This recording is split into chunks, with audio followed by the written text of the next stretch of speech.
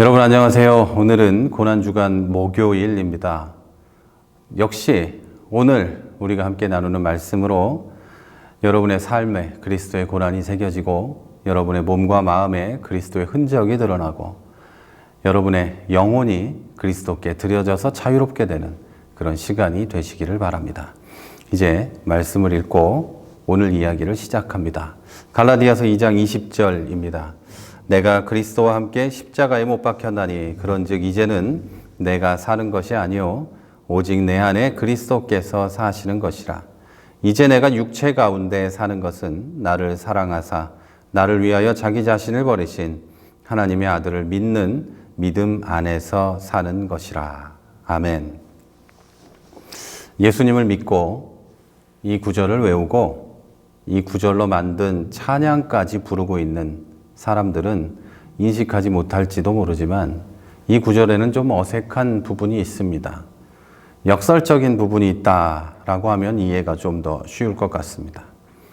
내가 그리스도와 함께 십자가에 못 박혔다라고 하면서 이제 내가 육체 가운데 산다라고 이야기합니다. 십자가에 못 박혀 죽었고 이제 내가 산다 이렇게 얘기합니다. 죽음과 삶이 동시에 이루어지고 있는 것이죠. 또 내가 사는 것이 아니다라고 이야기하면서 이제 내가 육체 가운데 그러니까 육신으로 살고 있다라고도 이야기합니다. 물론 우리 그리스도인들은 이게 어디가 어색합니까? 내 안에 그리스도께서 사시는 것이라고 써 있지 않습니까? 라고 말할 것입니다.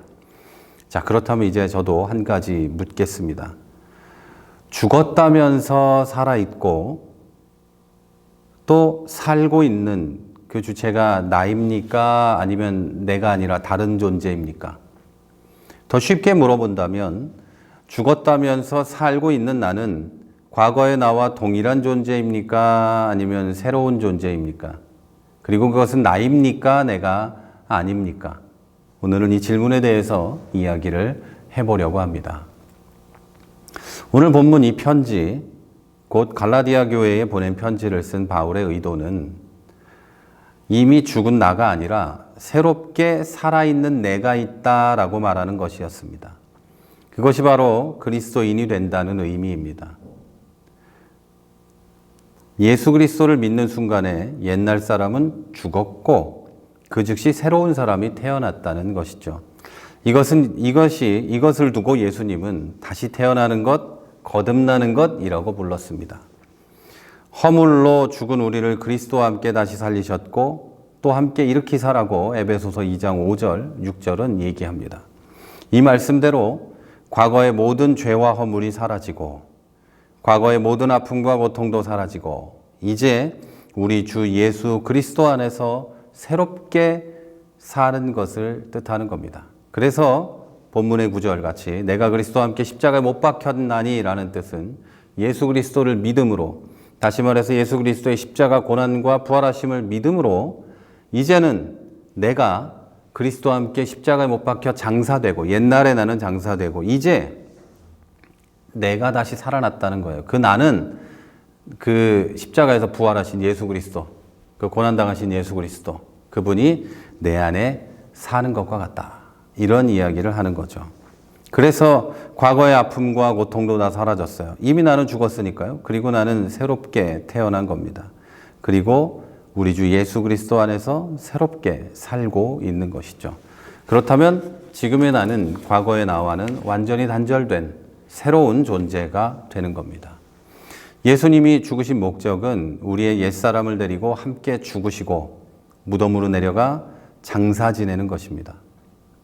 예수님이 부활하신 목적은 그 장사 지내고 다시 살아나신 목적은 우리도 같이 죽었다가 다시 살게 하려는 이유였습니다. 이제 우리는 그분을 믿으면 그분의 죽으심에 연합하게 되고 그분의 부활하심에 연합하게 되고 새 사람으로 다시 태어나게 됩니다. 자, 그러면 이 새 사람은 누구일까요?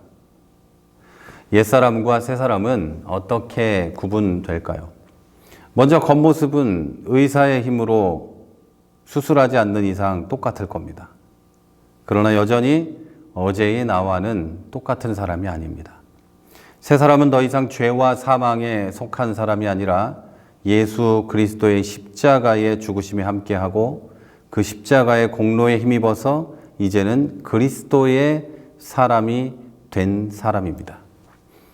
이것을 본문은 이제는 내가 산 것이 아니고 내 안에 그리스도께서 산 것이다 라고 말합니다. 자, 이렇게 새롭게 태어난 사람에 대해서 조금 더 쉽게 이야기하면 그리스도의 보혈의 공로로 다시 태어나고 그리스도의 임재와 도움 속에 사는 사람이다 라고 할 수 있습니다. 예수 그리스도께서는 나에게 세상을 살아갈 힘을 주시고 세상에 가득한 죄악을 이길 힘을 주시며 나아가 주님의 귀한 일들을 하게 하시고 그것들을 할 힘도 주십니다. 본문 갈라디아서 2장 20절이 새 사람에 관해서 말하는 것은 바로 그리스도께서 내 안에 계시면서 나를 지키시고 지탱하시며 모든 힘의 원천이 되어서 공급하시는 그런 사람을 말하는 겁니다. 예수님은 내가 바로 이런 사람이 되게 하려고 십자가의 고난을 당하셨습니다. 그런데 여기 이런 사람이 되기 위해서 내가 해야 할 일이 있습니다. 바로 이것을 거부하기 때문에 우리는 예수님을 믿어도 항상 힘이 없고 죄에 빠지고 심지어 죄를 거부할 능력조차 없이 살게 되는 겁니다. 여기서 예수님을 믿어도라고 얘기했는데 좀 더 정확히 말하면 교회에 나와도 라고 하는 게 좋겠습니다. 자, 이런 사람이 되기 위해서 내가 할 일은 그리스도에 대한 확고한 믿음입니다. 그리스도께서 하신 일에 대한 확고한 믿음, 그리스도께서 부활하신 것에 대한 확실한 믿음, 이것이 있어야 한다는 것이죠. 이제 내가 육체 가운데 사는 것은 나를 사랑하사 자기를 위하여 자기 몸을 버리신 하나님의 아들을 믿는 믿음 안에서 사는 것이라. 이 말씀을 나에게 이루어내야 합니다. 그러기 위해서는 나를 사랑하셔서 자기 몸을 버리신 하나님의 아들을 믿어야 합니다. 예수님은 우리에게 약속대로 모든 것을 주십니다. 하지만 내가 그것을 믿지 않는다면 나에게 별일이 일어나지 않습니다. 나에게 그 능력이 이루어지지 않습니다. 믿음은 그리스도께서 나와 함께 하신다는 것을 확신하게 하고 확인하게 합니다. 그래서 믿는 사람은 날마다 순간순간마다 주님이 우리와 함께 계시고 나를 위해서 일하신다는 것을 알게 됩니다. 사랑하는 여러분, 그리스도의 고난은 여러분을 새롭게 하기 위한 것이었습니다. 고난당하고 죽을 수밖에 없는 원래의 나, 그것에서 벗어나게 하고 새 사람을 만드는 것이 바로 그리스도가 고난당하신 이유입니다. 천국에 데려가기 위한 것도 있겠지만 그것만이 아니라 내가 살아있는 이 세상에서 늘 함께 계시기 위해서 예수님은 고난을 당하셨습니다. 이제 여러분 오늘 이 사실을 확실하게 믿고 새 사람의 기쁨과 평안과 그 권능을 누리게 되시기를 주님의 이름으로 축복합니다. 내일 다시 뵙겠습니다.